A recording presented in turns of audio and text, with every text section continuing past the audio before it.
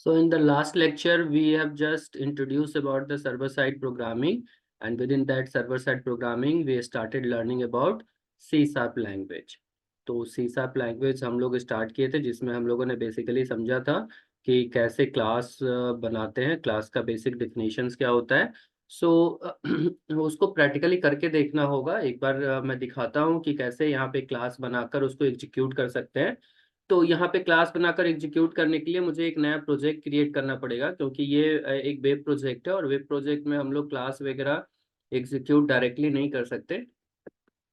तो हम एक नया प्रोजेक्ट बना रहे हैं इसमें, जो कि कंसोल बेस्ड एक प्रोजेक्ट होगा। So in this search box you can search about console application जो कि जैसे ही सर्च करोगे तो यहाँ पे आ जाएगा कंसोल एप्लीकेशन। C# लैंग्वेज वाला आपको सेलेक्ट करना है, console application on C# language. तो C# लैंग्वेज पे आपको एक कंसोल एप्लीकेशन क्रिएट करना है। तो ऑलरेडी मेरा यहाँ क्रिएटेड है, तो यहाँ से या यहाँ जहाँ भी आप क्लिक करना चाहो क्लिक करके नेक्स्ट करोगे। फिर कंसोल एप्लीकेशन का बाय डिफॉल्ट नेम जा रहा है, that is console app 1। And जो फ्रेमवर्क यहाँ पे फॉलो हो रहा है, बिकॉज .NET फ्रेमवर्क वर्जन्स में रिलीज होते हैं, तो जो लेटेस्ट वर्जन यहाँ पे मेरे सिस्टम पे इंस्टॉल्ड है दैट इज 4.7.2। तो .NET वर्जन का यहाँ पूरा एक लाइफ स्पैन है, जो कि 2.0 से स्टार्ट होकर और अभी 4.7.2 तक मेरे सिस्टम पे, इससे आगे भी आ चुका है बट मेरे सिस्टम पे 4.7.2 इंस्टॉल्ड है। सो लेटेस्ट वर्जन ही हम लोग यूज कर रहे हैं। Now create. So after creating, first this application is created। And यहाँ पे जैसे मैंने बताया था कि क्लास का यहाँ पे कंसेप्ट है, तो क्लास एक यहाँ पे बाय डिफॉल्ट बना के दिया है और क्लास के साथ साथ एक मेन फंक्शन बना कर दिया है। तो ये बेसिक स्ट्रक्चर है यहाँ पे प्रोग्रामिंग का, और साथ में एक नेम स्पेस भी डिफाइन किया हुआ है। तो ये एक पूरा हायरार्की है एक तरह से। तो आप इसको समझ सकते हो कि अगर .NET पे हम काम करते हैं, तो .NET पे काम करने के लिए जो बेसिक कलेक्शन सिस्टम है, वो है सबसे रूट में जो काम करता है, दैट इज नेम स्पेस। ये कलेक्शन है, कलेक्शन सिस्टम का एक एग्जांपल है। तो नेम स्पेस क्या है? Collection of classes and interface. यहाँ पे क्लासेस, बहुत सारा क्लासेस बना के हम लोग एक नेम स्पेस के अंदर रख सकते हैं। That is you can just say that is a packaging style, जो कि .NET में है। जावा में पढ़ोगे तो इसको पैकेज बोलते हैं, और यहाँ पे C++, C# ऐसे पढ़ते हैं तो उसको नेम स्पेस करते हैं। तो name space is a collection of classes, similar type of classes बोल सकते हैं हम लोग, क्योंकि एक जैसा क्लास जो होगा वो एक नेम स्पेस के अंदर आएगा। तो यहाँ पे ये सीक्वेंस है नेम स्पेस। नेम स्पेस के अंदर हम लोग क्लास डिफाइन करते हैं। तो क्लास का डिफिनेशन लास्ट टाइम हम लोगों ने पढ़ा, collection of similar type of entities. Entities है जिसमें कि variable and functions basically count होते हैं। तो ये एक हायरार्की भी है कि पहले नेम स्पेस है फिर उसके अंदर क्लास है, तो सब कलेक्शन सिस्टम को डिफाइन करने के लिए। तो यहाँ पे बाय डिफॉल्ट .NET एक पूरा स्टैंडर्ड पे काम करता है। तो ये एक नेम स्पेस है, जो प्रोजेक्ट का नाम है जनरली वही नेम स्पेस बन जाता है। तो नेम स्पेस, उसके अंदर एक क्लास, और क्लास का नाम एक प्रोग्राम रखा हुआ है, और उसके अंदर एक स्टैटिक वॉइड मेन फंक्शन है जिसमें एक आर्गुमेंट है। तो ये जो क्लास इसने लिख के दिया है, ये आपका मेन क्लास है। मेन क्लास इसलिए है क्योंकि इसके अंदर मेन फंक्शंस लिखा हुआ है। तो पूरे प्रोजेक्ट में, चूंकि यहाँ पे एक प्रोजेक्ट लेवल पे काम होता है, तो पूरे प्रोजेक्ट में एक ही मेन फंक्शन हो सकता है। इसके बाद हम क्लासेस बनाकर उसको इस फंक्शन के से कॉल कर सकते हैं, मतलब मेन क्लास से हम फिर डिफरेंट डिफरेंट क्लासेस को कॉल कर सकते हैं। तो हम लोग एक अपना क्लास बनाते हैं। बेसिकली मैंने आपको बताया था कि स्टूडेंट का अगर इंफॉर्मेशन रखना है तो कैसे रख सकते हैं। तो ऐड न्यू आइटम से भी जा सकते हैं, या फिर यहाँ पे देखो डायरेक्ट क्लास आ भी जाता है। तो क्लास यहाँ से भी सिलेक्ट कर सकते हैं, या न्यू आइटम से जाकर जब यहाँ पे काम करेंगे तो यहाँ पे सिर्फ वही एप्लीकेशंस आएंगे या वही फाइल सिस्टम आएंगे जो कि बेसिकली कंसोल पे यूज कर सकते हैं। तो कंसोल पे हम एक क्लास बनाते हैं। क्लास का जो एक्सटेंशन होगा .cs होगा। यहाँ पे क्लास का एक्सटेंशन जो होता है वो .cs होता है, और क्लास का नाम जो है वो हम अपने अकॉर्डिंग रख सकते हैं। तो सपोज हम एक स्टूडेंट क्लास बनाना चाहते हैं जिसमें स्टूडेंट से रिलेटेड इंफॉर्मेशन रखना चाहते हैं। तो देखो एक स्टूडेंट क्लास, सॉरी स्टूडेंट का स्पेलिंग गलत हो गया है, यहाँ पे रिनेम कर लेते हैं स्टूडेंट।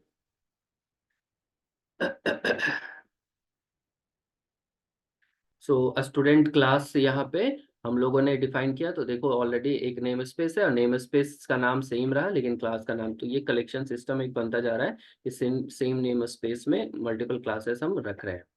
तो स्टूडेंट डॉट सी एस नाम का क्लास बन गया। अब इसमें जैसे लास्ट टाइम हम लोगों ने बताया था कि वेरिएबल एंड फंक्शंस डिफाइन कर सकते हैं। तो let's start with declaring some variables.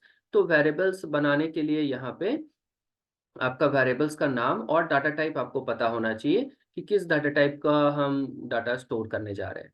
तो सपोज हम अगर रोल नंबर स्टोर कर रहे हैं तो रोल नंबर इंटीजर में जनरली होता है, तो INT रोल, इस तरह से वेरिएबल लिख सकते हैं। नेम स्टोर करना है तो नेम बेसिकली स्ट्रिंग टाइप का यानी वैरचर होता है बेसिकली, तो यहाँ पे स्ट्रिंग डाटा टाइप है इसके लिए, और यहाँ पे नेम स्टोर कर सकते हैं। इसी तरह से अगर हमको ईमेल एड्रेस स्टोर करना है तो स्ट्रिंग और ईमेल आईडी इसको स्टोर कर सकते हैं। तो सपोज करते हैं अभी तीन इंफॉर्मेशन को ही हम लेके चलते हैं क्योंकि just I am going to show you the samples कि कैसे क्लास क्रिएट करते हैं। तो क्लास बनना स्टार्ट हो चुका है आपका, started with the class keyword, और क्लास कीवर्ड के साथ साथ हम क्लास का नाम लिखें तो ये ऑटोमेटिकली चूंकि क्रिएट कर देता है, तो ये क्रिएट कर दिया मेरे लिए क्लास, और क्लास के अंदर हम उसके अंदर वेरिएबल्स डिफाइन करना स्टार्ट किए।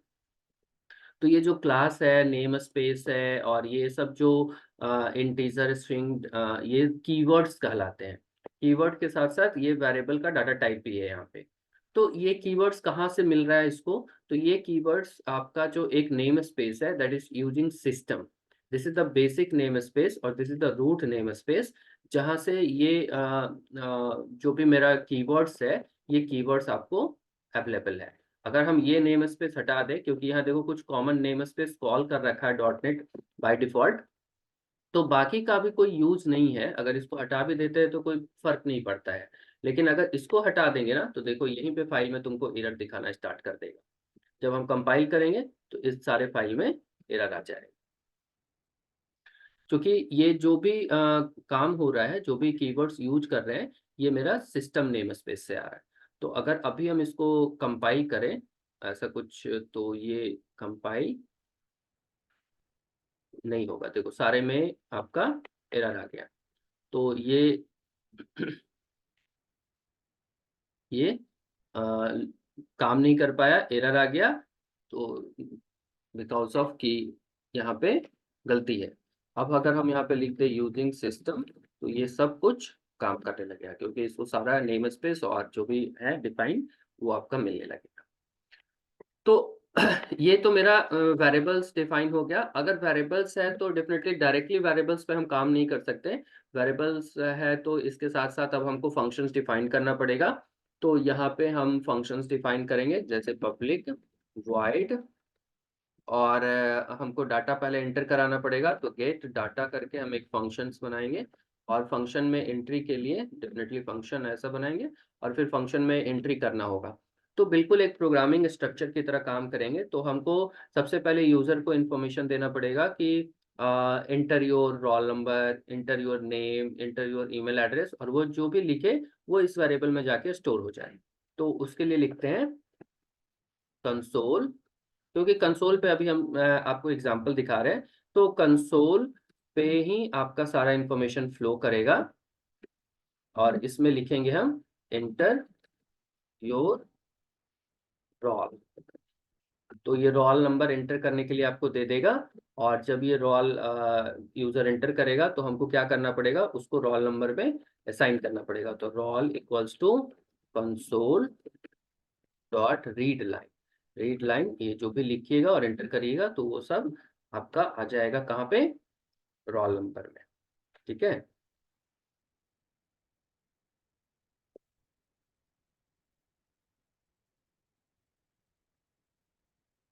तो यहाँ पे आपका कन्वर्जन करना पड़ेगा, क्योंकि ये स्ट्रिंग है और यहाँ पे मेरा इंटीजर में डाटा स्टोर हो रहा है। तो हमको इसको कन्वर्ट करने के लिए like that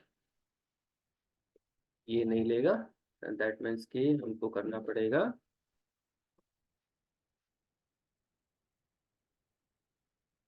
dot dot to int, because of कि जो वेरिएबल है वो इंटीजर में है और ये जो रीड लाइन फंक्शन है ये आपको स्ट्रिंग में वैल्यू रिटर्न करता है।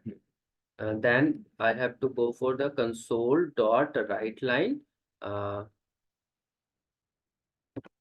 एंड फॉर दैट सेकेंड के लिए क्या मैसेज लिखना है, इंटर योर नेम। तो नेम एंटर करेंगे और फिर इसको रीड करना है, तो name equals to console dot read line, ये रीड हो जाएगा। एंड थर्ड वन इज, अब यहाँ पे क्यों कन्वर्जन की जरूरत नहीं पड़ी, क्योंकि यहाँ पे ऑलरेडी स्ट्रिंग फॉर्मेट में ही ये देता है रिटर्न और ये मेरा स्ट्रिंग वेरिएबल है, so no conversion required. Now next one is email, so console dot write and यहाँ पे लिखेंगे इंटर योर ईमेल। तो ईमेल एंटर करेगा, जो भी है वो ईमेल के वेरिएबल में सेव होना चाहिए। सो कंसोल डॉट रीड लाइन, तो ये तीनों वैल्यू हम एंटर करवा दिए, तो गेट डाटा मेरा कंप्लीट हो गया। और जैसा मैंने बताया था, अब अगर ये डाटा ले चुके हैं तो डेफिनेटली हमको इसको प्रिंट भी करके देखना होगा कि डाटा सही से स्टोर हुआ या नहीं हुआ। सो एक दूसरा फंक्शन बनाएंगे, that is public void show data. Show data का ये फंक्शनलिटी क्या करेगा, शो डाटा में हम जस्ट प्रिंट करेंगे, सो कंसोल डॉट राइट लाइन, यहाँ पे फंक्शन है और राइट लाइन में लिखेंगे योर रोल नंबर जो भी फॉर्मेटिंग स्टाइल लगाना है, प्लस क्वांटिनेट करेंगे क्या, जहां वेरिएबल में मेरा वैल्यू स्टोर है। तो रोल में मेरा वेरिएबल स्टोर है, अगेन रोल क्या है, एक इंटीजर फील्ड है और ये स्ट्रिंग को लेता है, तो यहाँ पे टू स्ट्रिंग करके हमको इसको स्ट्रिंग में कन्वर्ट करना पड़ेगा। तो ये तरीका होगा, फर्स्ट वैल्यू को दिखाएं, फिर कंसोल डॉट राइट लाइन और यहाँ पे second variable that is your name, और योर नेम के सामने हम क्या दिखाएंगे, आपका नाम का वेरिएबल क्या है, तो नेम। इस तरह से ये पूरा प्रोग्रामिंग चलता है। तो हम लोगों ने क्लास डिफाइन किया, क्लास में वेरिएबल डिफाइन किया and with in that variable value store करने के लिए एक फंक्शन बनाया और दूसरा फंक्शन बनाया हम लोगों ने वैल्यू को शो करने के लिए। तो ये वैल्यू शो करने के लिए मेरा हो गया। तो ईमेल वेरिएबल जो है उसको कॉन्केटिनेट कर, इसको इस प्लस सिंबल का मतलब है कॉन्केटिनेट करना।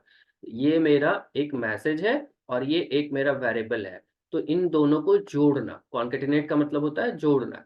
तो यहाँ पे क्या किए, कंसोल डॉट राइट लाइन, और इसमें एक ही पैरामीटर जाता है, तो एक पैरामीटर में हम मैसेज भी दिखाना है और प्लस जो मेरा यहाँ पे डायनेमिक वैल्यू यूजर से आ रहा है वो स्टोर है, तो यहाँ पे हम उसको भी कॉन्केटिनेट किए। तो योर रोल नंबर, जो रोल नंबर दिया, योर नेम जो नेम एंट्री हुआ, और योर ईमेल जो भी ईमेल एंटर हुआ। तो यहाँ पे आपका अब ये क्लास रेडी है।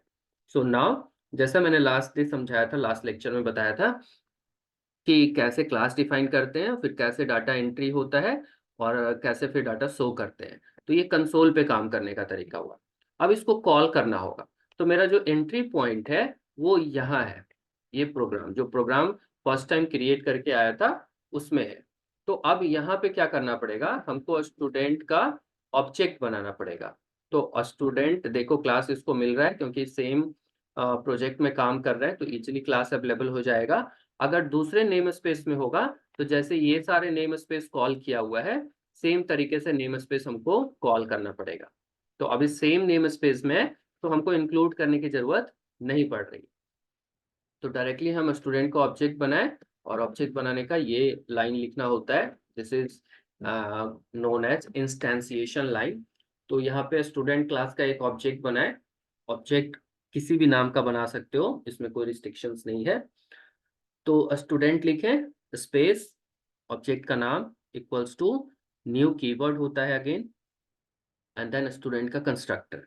क्योंकि कंस्ट्रक्टर ही मेमोरी एलोकेट करता है यहाँ पे, और अकॉर्डिंगली जब कंस्ट्रक्टर फायर करेगा तो एक मेमोरी एलोकेट हो जाएगा और उस पूरे मेमोरी को ओबी नाम का ऑब्जेक्ट पॉइंट करेगा। ठीक है, तो अब हमको कॉल करना है ओबी डॉट गेट डाटा फंक्शन। देखो गेट डाटा फंक्शन यहाँ पे मिल रहा है, और फिर डाटा एंट्री करने के बाद हमको शो करना है, तो ओबी डॉट शो डाटा फंक्शन। तो जो हम फंक्शन वहां बना के आए हैं, जैसे ही हम लोगों ने ऑब्जेक्ट बनाया तो वो फंक्शन कॉल होना स्टार्ट हो गया। तो हमको अब जिस फंक्शन को कॉल करना है उसके लिए हमको यहाँ पे कोड लिखना पड़ेगा। तो ये कोड लिखा गया। अब इसको हम रन कराने के लिए रेडी हैं। अब रन कराएंगे तो मेरा एरर नहीं आएगा, आउटपुट आएगा। तो रन कराते हैं। रन कराने के लिए होता है कंट्रोल F5, शॉर्टकट की है इसका।